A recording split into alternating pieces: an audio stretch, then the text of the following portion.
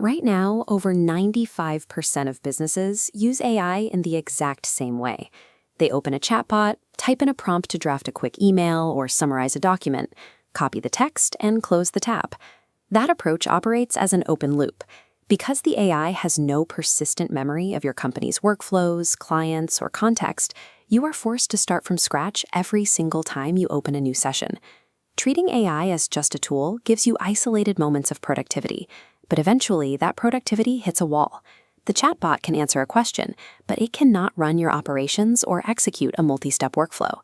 This technological plateau mirrors a classic business problem. In a traditional model, taking on more clients means you have to hire more employees. As headcount and overhead go up, your profit margins inevitably shrink. Moving beyond this requires adopting the AI-first framework, an operating system that restructures how the company handles data, makes decisions, and scales. The primary obstacle keeping AI from actually running your company is how your data is stored. Right now, critical operational knowledge lives in the founder's head, outdated Google Docs, and random Slack channels. To fix this, you have to transition to a queryable company. This means extracting that fragmented knowledge from individual brains and inboxes and centralizing it into a single, accessible location. You structure this new business brain using simple markdown files or organized notes. It pulls all your data together and divides it into clear layers: global context for overall identity, business context for specific offers, and department context for workflows. Because the files are structured in this specific hierarchy, an AI agent can read them automatically before every session. It instantly accesses up-to-date, accurate guidelines without you ever having to re-explain your business. By building a queryable business brain, you turn a blank slate chatbot into a compounding intelligence. It actually knows how your company operates, and it gets smarter over time.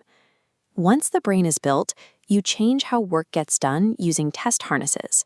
Instead of a human writing a proposal manually, the human defines the specifications and sets up automated tests for what success looks like. This graphic shows how that process becomes a closed loop. The AI generates the deliverable, automatically checks its own output against your predefined tests, and loops back to fix any failures before a human ever reviews it. To see this in action, look at how advanced agencies execute a $10,000 sales audit for new clients. After a discovery call, the AI automatically pulls the raw transcript from the central knowledge vault. It reads the client's specific pain points and drafts a highly professional proposal that matches the agency's strict pricing and formatting templates.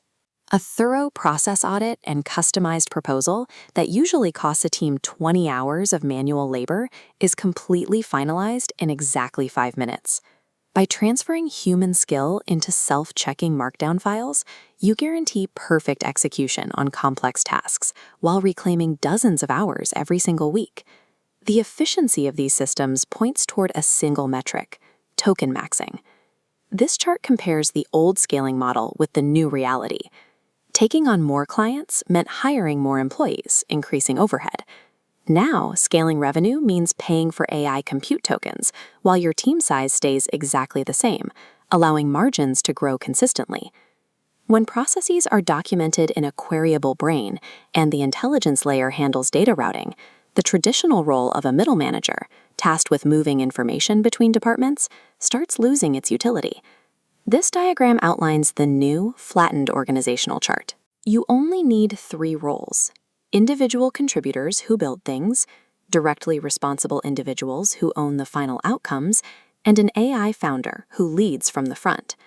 Jack Dorsey, Twitter's founder, noted, "Keeping your legacy management structure in place while adopting AI means you've completely missed the point of the technology."